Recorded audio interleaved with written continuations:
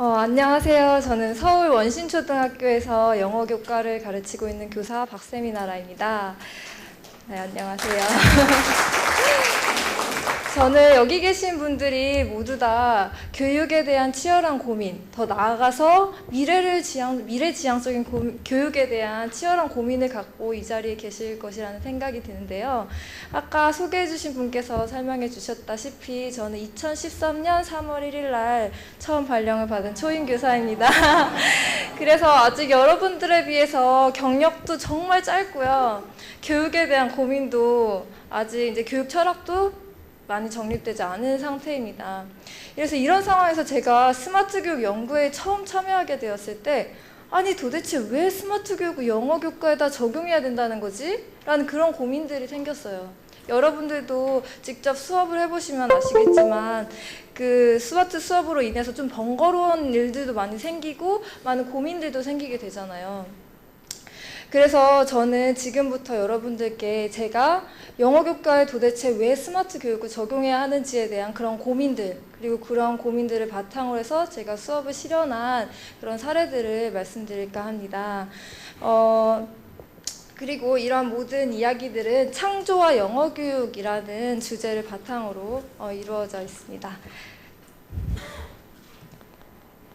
제가 이야기를 시작하기에 앞서서 먼저 시대에서 바라는 인재의 모습에 대해서 말씀을 한번 드리고 싶은데요.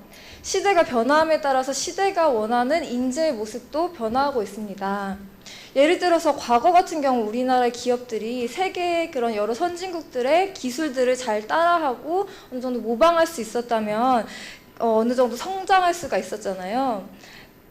네, 감사합니다. 그런데 지금 같은 경우에는 세계가 하나로 경쟁하는 시대이기 때문에 우리나라 기업이 어떤 경쟁에서 우위를 선점하기 위해서는 그 기업만이 가지고 있는 생각, 그 기업만의 아이디어, 그 기업만의 기술이 있을 때 그 기업이 어떤 경쟁력을 가질 수 있습니다.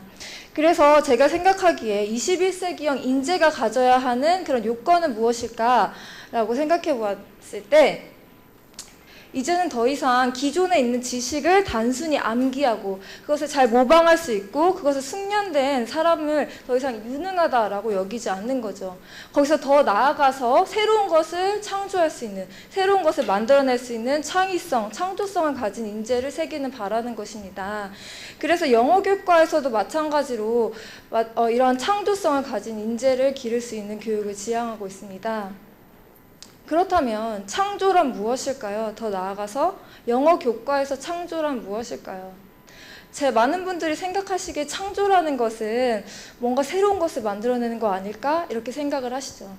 영어는 언어이기 때문에 그럼 언어에서 새로운 걸 만들어낸다는 건 뭔가 새로운 문장을 만들어낸다는 것이 창조가 아닐까? 이렇게 생각을 할 수도 있는데요. 영어로 무언가를 표현하는 건 모두가 과연 창조가 될 수 있을까요? 예를 들어 학생들이 금지하는 표현을 만들어보자 라는 이런 과제를 함께 수행한다고 할 때 학생들은 내가 이 상황에서 도대체 왜 금지하는 표현을 만들어야 되는지도 모른 채 그냥 기계적으로 금지하는 표현을 선생님이 만들라고 하니까 이렇게 만들어내게 되겠죠. 이렇게 기계적으로 문장을 만들어내는 것은 어떤 새로운 문장을 창조해낸다고 하지만 그것은 무의미한 창조에 불과합니다. 반면에 외국인 관광객들에게 박물관에서 지켜야 할 규칙 안내서를 만들어보자 라는 이런 과제를 함께 수행한다고 할 때 학생들은 외국인 관광객들이 국내에 있는 어떤 박물관에서 지켜야 될 예절을 잘 지키지 않을 때 발생하는 여러 가지 문제점들에 대해 생각할 수도 있고 이러한 어떤 유의미한 맥락이나 상황에서 영어 표현을 만들어야만 하는 그런 필요성을 느낀 채 어떤 영어 문장들을 창조해내게 되겠죠. 즉 진정한 창조라는 것은 학생들이 영어를 만들어야만 하는 그런 유의미한 맥락들, 상황들 그리고 어떤 필요성이 있을 때, 즉 유의미성을 바탕으로 할 때 가능한 것입니다. 그래서 현재 교과서 같은 경우에도 이런 유의미한 창조, 유의미성에 기반한 창조를 교과서에 많이 녹여내려고 노력하고 있는데요. 제가 지금 보여드리는 화면들은 현재 사용되고 있는 교과서의 한 부분입니다. 자기소개를 하고 자기 출신지를 대답하기 위해서 어린이 모의 유엔이라는 그런 컨셉을 가져온다거나 자신의 하루를 이렇게 다른 사람한테 알릴 수 있는 미니북을 만듦으로써 자신의 하루 일과를 다른 사람한테 소개하도록 한다거나 이런 것 같은 경우에는 학생들이 그냥 기계적으로 어떤 문장을 생성하는 것이 아니라 어떤 유의미한 맥락 속에서 문장을 창조할 수 있게 만드는 것이죠. 그런데 제가 생각하기에 현재 영어 교과서도 이러한 유의미성에 기반한 창조를 지향하고는 있지만 어느 한 가지 치명적인 결점이 있다고 생각했습니다. 단순히 학생들에게 영어를 사용해야 하는 구체적인 맥락이나 상황만 주어진다고 해서 학생들이 유의미하게 영어를 사용할 수 있을까요? 예를 들어서 학생들이 자신의 하루 일과에 대한 그런 미니북을 만들어서 다른 친구들과 공유한다고 할 때 그 공유하는 대상들을 좁게는 우리 반 친구들, 넓게는 우리 학교에 있는 친구들일 것입니다. 그런데 안타깝게도 그 친구들은 모두 영어보다 한국어를 더 유창하게 사용하는 친구들이죠. 솔직히 말해서 자신의 하루 일과를 알리려면 우리나라 학생들은 한국어를 이용해서 얘기하는 게 훨씬 쉽지 굳이 영어를 써서 내 하루 일과를 친구한테 알려야 될 필요성이 있을까? 그래서 제가 생각하기에 그런 학생들이 반드시 영어를 사용해야만 하는 상황은 어떻게 줄 수 있을까라는 부분에서 영어 사용자와 소통을 해야 한다면 그 학생들은 반드시 영어를 사용해야 할 것이고 그런 측면에서 학생들이 영어를 반드시 산출해낼 수 있게 되는 필요성을 줄 수 있지 않을까 생각했습니다. 그래서 저는 스마트 교육이 영어 교과에서 가지는 의의 그리고 그런 점들을 이런 점에서 발견할 수 있었는데요. 우리나라는 이제 영어 교과에서 보면 EFL 상황이라고 얘기를 해요. English as a Foreign Language. 그래서 영어를 외국어로서 사용하는 국가라는 거죠. 우리나라 내에서는 영어를 가지고 소통하는 것들이 어쩌면 더 이제 영어를 사용해서 이제 소통하는 그런 상황들이 잘 나타나기 힘든 국가입니다. 그래서 영어 사용자와 소통을 유의미하게 할 수 있는 그런 상황들을 만들어내려면 과거에는 뭐 펜팔을 한다든지 아니면 외국에 있는 친구들과 이제 그런 이제 번거로운 이제 과정들을 통해서 또 혹은 오랜 시간을 거쳐서 소통을 해야 됐다면 지금은 정말 다행히게도 정보통신 기술이 발달하면서 우리는 인터넷이라는 그런 도구를 활용해서 전 세계의 영어 사용자들과 소통을 할 수 있게 되었습니다. 그래서 이 스마트 교육을 이용해서 저는 학생들에게 영어를 사용하는 유의미한 상황과 맥락을 줄 수도 있고 또한 학생들이 영어를 반드시 사용해야만 하는 필요성을 줄 수 있게 되어서 어떤 유의미한 창조의 영어 수업을 할 수 있게 되었다고 생각을 한 것이죠. 이런 생각을 바탕으로 저는 학생들과 한 가지 프로젝트를 진행하였습니다. 이 프로젝트의 제목은요, 학교 질서 지킴이 프로젝트예요. 학생들은 이제 학교에서 질서를 지키지 않음으로써 발생한 여러 가지 문제점들에 대해서 비판적으로 인식하게 됩니다. 실제로 자신이 겪었던 경험에 대해서 이야기해보기도 하고요. 그렇다면 우리가 그런 문제들을 막기 위해서는 어떤 역할을 수행해야 할까라고 우리는 함께 고민을 했고요. 우리는 함께 학교 질서 지킴이라는 역할을 맡으면 좋겠다. 그래서 우리 학교 학생들, 더 나아가서 전 세계에 있는 학생들에게 학교에서 질서를 지키자라는 그런 메시지를 전달할 수 있었으면 좋겠다라는 이야기를 나누게 됐습니다.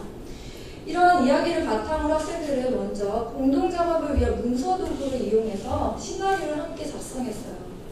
그리고 이런 시나리오를 바탕으로 직접 사진 촬영을 하고 또 그런 사진들을 윈도우 무비메이커라는 굉장히 이제 흔한 프로그램이죠. 대부분 컴퓨터에 기본적으로 깔려 나오는 프로그램인데 그걸 이용해서 사진들을 배열하고 스스로 자막도 삽입하고 그리고 나레이션도 직접 녹음하면서 어떤 그 학교 질서 지킴이 홍보 동영상을 만들게 됩니다. 그래서 저희는 학교 내에서 먼저 원신 무비 페스티벌이라는 그런 영화제 컨셉을 잡아서 상영회를 하였고요. 자기평가, 동물평가도 하고 거기서 더 나아가서 유튜브에 그걸 탑재함으로써 전 세계 학생들 더 나아가서 전 세계 사람들에게 저희의 생각, 메시지를 공유하게 되었습니다. 저는 이 프로젝트를 시행하면서 아주 작고도 하지만 좀 아주 큰 어떤 변화를 볼 수 있었는데요. 이전에 그 교과서 중심 수업에서 수업을 잘 참여하지도 않고 굉장히 지루해하던 그런 학생들, 자기 자신을 수업에서 소외시키던 그런 학생들이 이 프로젝트를 시행할 때는 아주 자발적이고 그리고 적극적으로 더군다나 아주 재미있어 하면서 이 프로젝트에 참여한다는 것입니다.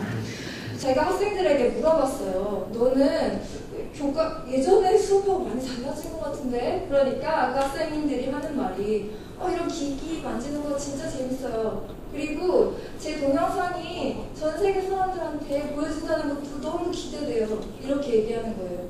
자신이 어떤 그런 기계적인 상황에서 영어를 산출해내는 것이 아니라 유의미한 상황에서 영어를 만들어내고 또 내가 만든 그런 동영상들이 전 세계 사람들에게 소통될 수 있다는 그런 측면에서 학생들의 동기를 높일 수 있었다는 것이죠.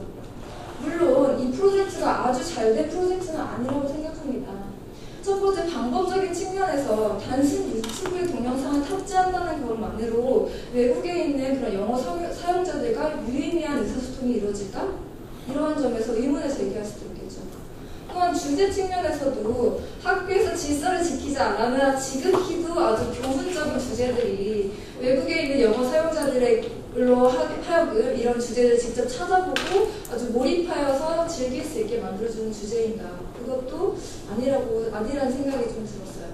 그 수준 측면에서도 이 프로젝트가 학생들이 올해 처음 실시하는 프로젝트였음에도 불구하고 다소 수준이 조금 높았다는 것이죠. 공동 문서를 작업하는 것이나 어떤 동영상을 편집하는 데 있어서 저는 정말 멘붕을 겪었어요. 그렇지만 저는 좀 더 장기적으로 보았을 때 학생들이 수행할 수 있는 것보다 차근차근히 진행해 나간다면 학생들도 그런 작업들에 좀 더 익숙해지고 그럼으로써 이제 더욱 질도 높고 학생들의 참여를 더욱 높일 수 있는 프로젝트를 만들 수 있지 않을까 생각했습니다. 그럼에도 불구하고 이렇게 많은 한계들이 있긴 하지만 저는 학생들이 이전에 보이지 않았던 자발적인 그런 수업 참여 그리고 다른 나라 사람들과 내가 의사소통할 수 있다는 점에서 느끼는 그런 동기의 그런 동기가 이렇게 높아진 것들 그리고 더 나아가서 또 내가 영어 사용자들에게 영어를 사용한다는 측면에서 내가 영어를 좀 잘 써야겠다는 책임감도 느낄 수 있고 이러한 여러 가지 변화를 이끌어냈다는 점에서 본 프로젝트는 어떤 자그마한 의의가 있었다고 생각이 듭니다. 아직은 부족한 점도 많고 미미한 시작이지만 저는 앞으로 이런 분야에 대해서 더 치열한 고민을 통해서 그리고 지금 여기 계신 분들과 같이 교육에 대해서 많은 고민을 가지고 계시고 많은 생각을 가지고 계신 분들의 의견을 많이 듣고 새로운 시도를 모색해보면서 나아간다면 더욱 나은 결과를 볼 수 있지 않을까 생각합니다. 그럼 지금까지 제 이야기를 들려주셔서 감사합니다.